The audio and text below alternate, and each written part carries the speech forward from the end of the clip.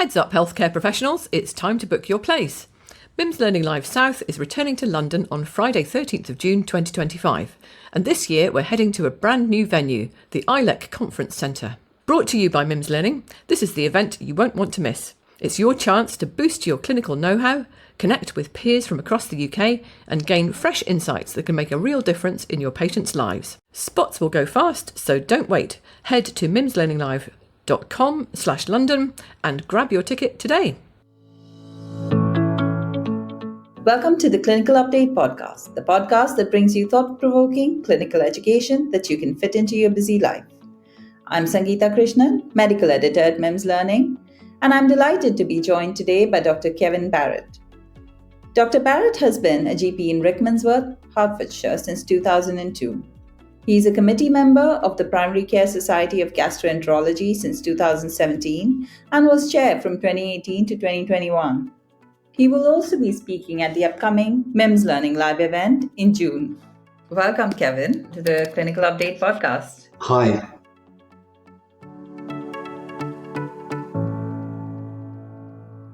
So my first question to you is, what's been your motivation to become involved with the Primary Care Gastroenterology Society? Hi, thanks for having me. So my interest actually is a mixture of professional and personal. My first medical job when I qualified was in gastroenterology, so I was always a little bit interested from that perspective. And then a few years into my career, I was diagnosed with ulcerative colitis, which was a bit of a shock. It took me a long time to recognise the symptoms. My particular illness came on quite gradually, so it took me about a year to realise that I had become quite unwell. It wasn't a sudden onset of things. When I was persuaded to go and see my GP by my friends and family, I had a reasonably straightforward pathway to getting diagnosed, but that was a long time ago. It was before the days when we had calprotectin, before social media existed and all of those sorts of things. And I was on some medication for a while, and I decided to have a break from it to see what happened. And the gastroenterologist said, well, there's a 50-50 chance you'll have a flare. And they were right. And I did. So I had to go back on the medication again.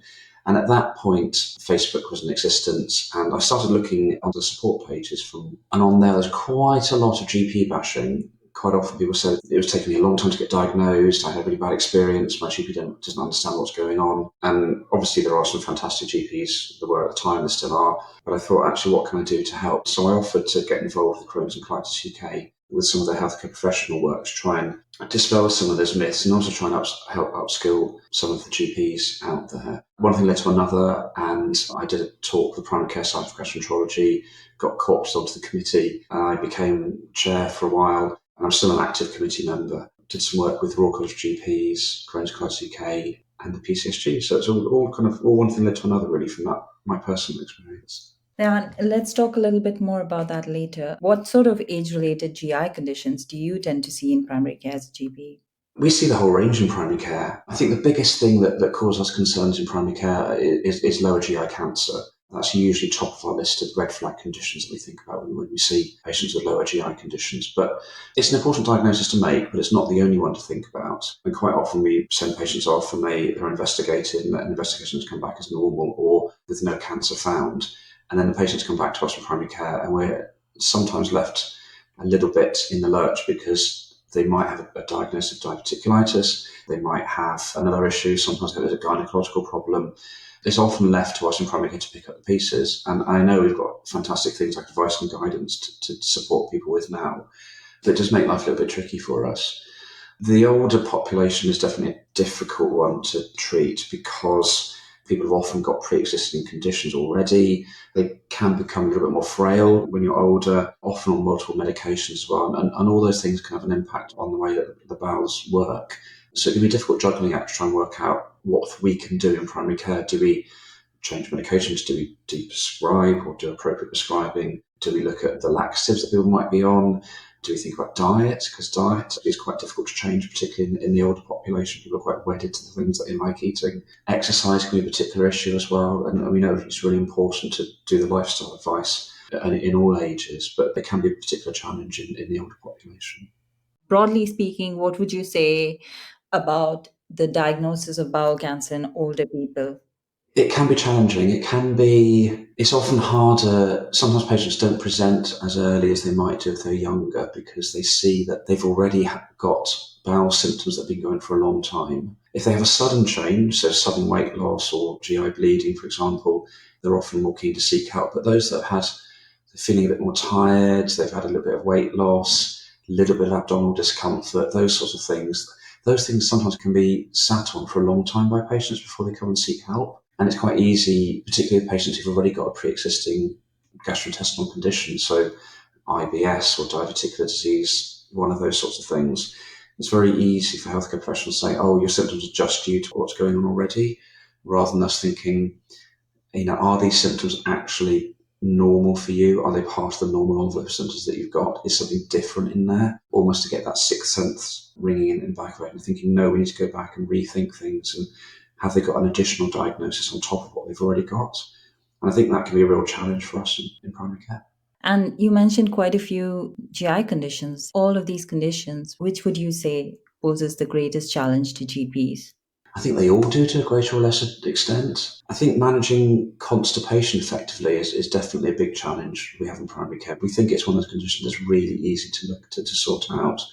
We just give patients some laxatives and off they go. But it's definitely a challenge. There are interactions with some laxatives and different medication that people take. If we can often get things wrong and it can go too far the other way. And we need to be mindful about what else is going on. So treating constipation in somebody who has diverticular disease might be quite different to treating constipation in somebody with multiple sclerosis, for example. The complexities and the multimorbidity can be quite tricky sometimes to look at. But yeah, it's difficult. I think looking at the patient as a whole and almost going through having a systematic approach to each patient, it is worth doing. What would you say some of the key differential diagnoses are for someone with constipation? Lower GI cancer is definitely top of the list. Any other GI or pelvic cancer can do it. So ovarian cancer is one thing that can present in the sort of middle-aged stroke older population, that can present that way as well. It's important not to miss that and then forget about gynecological problems. You can also get constipation and change of bowel habit with pancreatic cancer, for example, which can be really difficult to diagnose sometimes. So that's always one to think about, which can be a bit tricky. But yeah, diverticular disease, polyps, and we mustn't forget about some of the less common conditions. So patients with inflammatory bowel disease, that can present at any age. It can present when you're an infant, it can present when you're 90 or 100. So it's not just a disease of teenagers and younger people. And then I think the other things that can give you a change in bowel habit, so predominantly diarrhea, are things like microscopic colitis, bile acid malabsorption. Those sorts of conditions can present in the older population as well as the younger one, but they can be more common in the older group. And you said ulcerative colitis. So speaking of IBD in general, what would you say are some of the challenges in diagnosing IBD in older people compared to younger people? Again, every person can be different with this. The classic symptoms of diarrhea, weight loss, and maybe abdominal pain may not occur in extremes of age. We know that in children, for example, lots of them don't present with abdominal symptoms, that they might present with failure to thrive or not meeting their growth milestones. In older people, it can be difficult. They can present with malabsorption, so it might just be the fact that we pick up that they become anemic with very little other symptoms. I guess we'd think in that age group, how long they had the symptoms for, what's been normal for them, what change in bowel habit have they had, and really just sort of do a bit more probing into the history and to work out what's different for that patient. It's just thinking about all the different implications. Sometimes we see patients with IBD that just present with gastrointestinal disease. So they might present with skin rashes or eye problems, joint problems, and may not have gastrointestinal symptoms as the predominant feature. Speaking of Crohn's disease now, how would that present differently in an older person? Are there any specific symptoms or patterns that GPs should be vigilant about? I mean, again, it can present in a very classic way, in the same way that we would see in a younger person. With Crohn's disease, again, sometimes it can become the symptoms can become on more gradually. And again, malabsorption can be a particular feature of this. But patients with upper GI disease, so small bowel disease, rather than colonic disease, malabsorption can be a feature of that. So again, we might see a patient who is a bit anemic or isn't absorbing other vitamin D, folate B12, those sorts of things. We might now these days think about celiac disease. We're testing for that more often, sometimes in the older population, but We generally may not think about IBD or Crohn's disease as much in that older population, but it's definitely something that can occur and is important to diagnose correctly. So are you saying there's less incidence, or older people are less likely to have it, or do you just see it less commonly in older people? The majority of patients with inflammatory bowel disease tend to present in their sort of teens, 20s and 30s in those decades of life. Figures seem to be increasing year on year. It was always thought about at least half were in that group, but we see toddlers where they tend to have that tends to be a single gene mutation, and they often have quite a different presentation and disease course than the teenagers. In the older population, they're absolutely, there can be that there's particularly a spike in ulcerative colitis in the older population, sort of a biphasic prevalence or instance of ulcerative colitis being diagnosed in that older population. But again, as we're seeing people, there's an association with the westernized developed world lifestyle that seems to be associated with the development of inflammatory bowel disease. Now, no one really knows for sure what that is, whether it is genetics or environment or diet or stress or whatever it might be, but we're seeing an increase across all ages. If there's Crohn's disease in an older person, what would the management considerations then be? In some ways, the considerations when you're older are, we don't have to worry so much about the long-term effects of some medication. So we do get a little bit concerned about starting some of the immunosuppressive therapies and biologic medications in younger people. Some of the biologics and immunosuppressant medication can sometimes cause an increased risk of cancer, of lymphomas and skin cancer in some people with some medications if you use it for a long time. So we don't have to worry about that quite as much in the older population, although it's still important. We also have to worry less about people running out of options. We know sometimes if we start younger people on biologics, for example, then after a period of time they can become less effective and need to swap them to different ones. And there is a fear that eventually people sort of run out of options. So that's less of an issue in the older population. The problem is in the older population, again, we've got to think about comorbidities and polypharmacy much more, which can influence what we think about.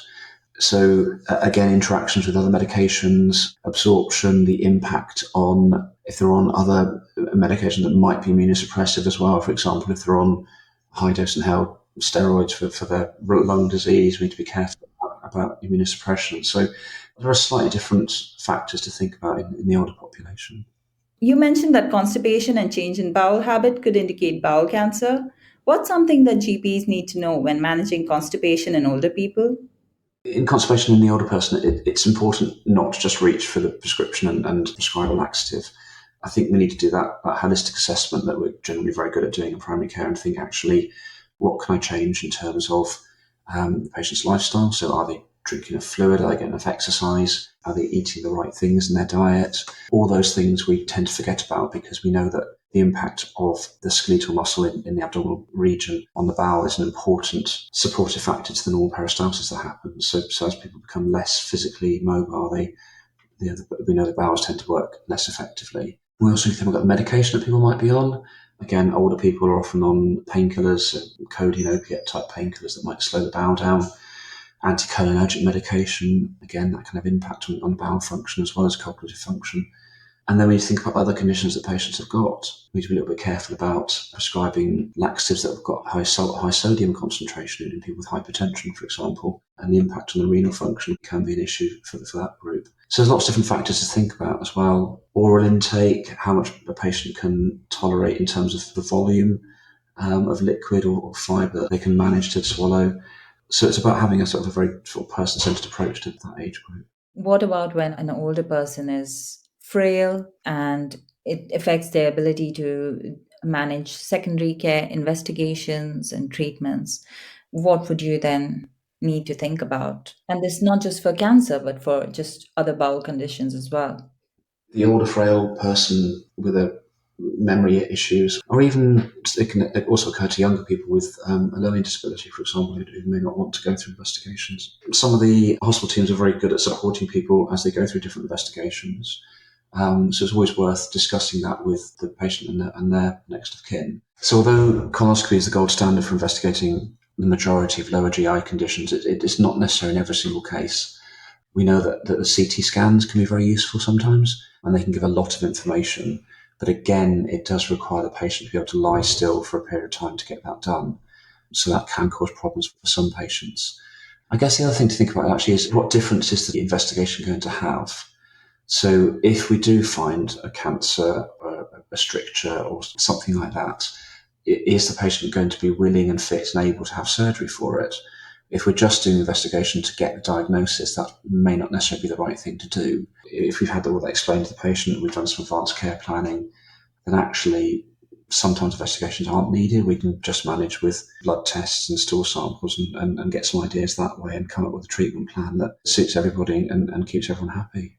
Thinking about IBS now, which is more of a functional disorder, is how would you diagnose and manage someone with suspected IBS if they're an older patient especially? It's unusual for new diagnosis of IBS to occur in an older person. The vast majority get diagnosed when they're younger or in sort of middle age, although it's not unheard of for it to occur in an older person. As the person is aging, there are so many drugs that they might be taking, which might be responsible for some of these gastrointestinal side effects. So, is there something that straight away catches your attention and say that is notorious for causing these side effects? Yes, there are lots of medications that can be associated with constipation. The codeine and opiate type analgesics, any of the medications with an anticholinergic effect can absolutely do that. We do also see it with a huge range of medications that are used. There's a big long list that NICE gives us. Effectively, I think this is a chance for us to go through and think about the medications either for their direct effect on the bowels or their indirect effect. So if a patient has lots of diuretics, for example, and they're getting dehydrated because of that, that can clearly have an impact on the bowel. So it's not just the direct effect of the medication, it's the wider implications we need to think about. So it can be really complicated. Someone who's older might be more likely to have many medications. So, this polypharmacy situation, how important is this medication review, going through it when assessing any new or worsening bowel symptoms? It's vital. I think alongside lifestyle advice, I think medication review is really important. We need to obviously make sure that patients are taking the medication that they're supposed to be taking, but we need to think about reducing the medications that might no longer need. So it's a good opportunity to do that. Now, it's really difficult to do that in a 10-minute consultation with a GP. So that's where we need to involve pharmacists. And sometimes actually we can use a frailty clinic or frailty MDT to do some of that work for us if one of those exists in your area. What about the gut microbiome? I know you mentioned exercise and diet. So, what is the role of the gut microbiome in bowel disorders in older people? And are there any interventions that GPs could use that would directly target the microbiome? We know that the microbiome does become less diverse as one gets older. And we know that having a diverse microbiome is associated with better bowel health and a huge range of other conditions. The diet advice that we give our patients is really crucial. As we get older, we tend to become more stuck in our ways with the things that we like doing and the routines that we're in. So trying to persuade people to change and try new foods and increase the fibre and things can be quite difficult. And involving a dietitian where they exist in the area can be really important with this. There's lots of evidence that prebiotics can make a difference. So these are the dietary fibres that get digested by the gut and produce the short-chain fatty acids and things that can make a big difference. There's lots of evidence that that's definitely beneficial in all populations, including the older ones. Probiotics can have a place. The evidence is less good for probiotics, and partly because there are so many different sorts out there and it's very difficult to evaluate the actual impact that they have. But some patients do benefit from probiotics. But fermented foods can be very good as well. I think there's almost more evidence for fermented foods than there is for probiotics in improving gut health. So those are things like kefir and kimchi and sauerkraut. But again, trying to persuade an older person to try things that have a fairly strong tastes and flavours can be tricky sometimes. But again, it's not impossible if it's done the right way. So, these fermented foods produce short chain fatty acids, don't they? Yes, there's a ridiculously complicated interaction between all the parts of the gut microbiome. So that's the bacteria and the fungi and the parasites and things that live naturally in our guts. And there's a lot of different interactions that happen. So a lot of it's because of the nutrients that they produce, so the short-chain fatty acids, and they have a direct impact on the body. There's also the signalling mechanisms that occur and the impact that the immune system within the gut, so the gut-associated lymph tissue, that can have on the gut-brain axis. And there's also the IgAs that coat the bacteria and how they interact with each other. It's probably one of the most complicated things that exists. Trying to evaluate the impact of one intervention on that is really hard to do. Although people are trying really hard to do that, there are strong associations between having a diet that's rich in fibre, and particularly a variety of different fibres, and positive benefits on health. I think that's probably the key message. You shared your journey with ulcerative colitis, and you said that fecal calprotectin was not the standard test at the time. So, from then to now, how has the diagnosis and management of ulcerative colitis changed? Things definitely a lot better than they were, but there's still a huge scope for improvement. We know that there are lots of GPs out there who are really confident in diagnosing and managing patients with inflammatory bowel disease, but there are lots out there who are kind of less aware about what can be done to help people. One of the things we did do with the Spotlight project that came to an end just as the COVID pandemic started, that project coincided with a review of the RCGP postgraduate curriculum, and the old curriculum barely mentioned gastrointestinal disease at all. So we lobbied a bit and managed to get inflammatory bowel disease specifically mentioned in that. So that was a positive move. We've now got lots of different diagnostic tests. So when I was diagnosed nearly 20 years ago now, fecal calprotectin, I don't even know if it had been properly invented back then. It only really came into mainstream use in around sort of 2016, 2017. And I think now that pretty much every area in the UK has access to calprotectin, or if they don't, then they can do FIT testing. Both of those tests are really powerful in screening people for lower GI disease. Neither of them are perfect, but they're a huge, huge step forward in what we can do. The work that Crohn's Colitis UK have done, and the IBD standards and the NICE guidance, the quality standards about diagnosis of IBD, again, that has made an enormous difference. So again, the standard for NICE, that NICE sets for IBD units, is that every patient with a suspected diagnosis of IBD should be seen within 4 weeks. And we know that not many units meet that, but that's a big driver for improving quality and referral rates.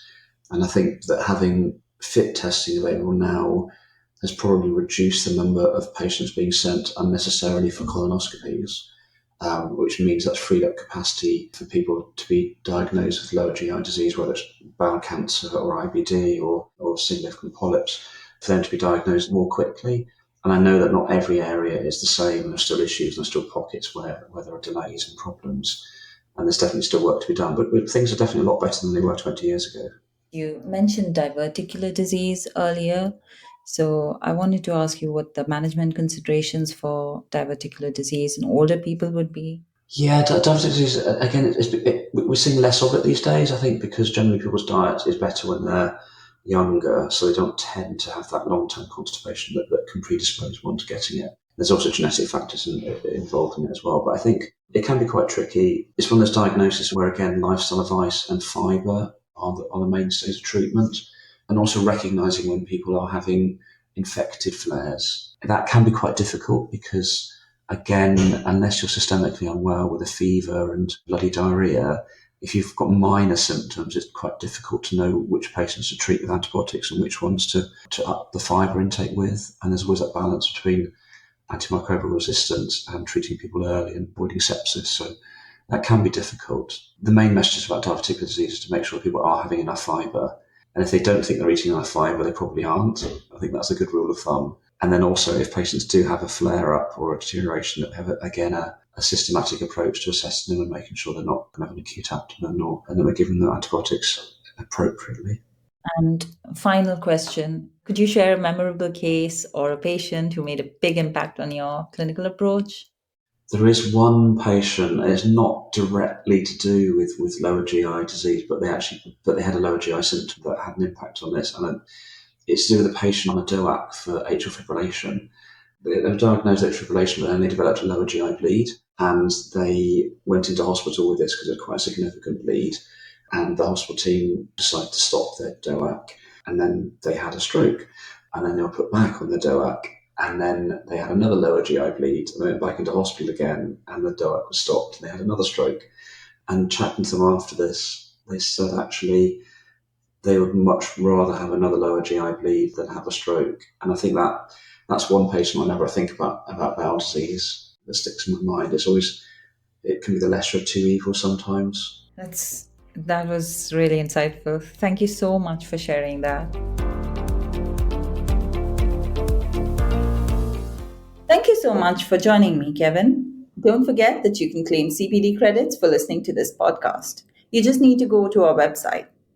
I've been Sangeeta Krishnan. My guest today was Dr. Kevin Barrett, and this episode was produced by Jude Owen. You've been listening to the Clinical Update podcast. Do tune in next week for a discussion on end-of-life care. See you next time.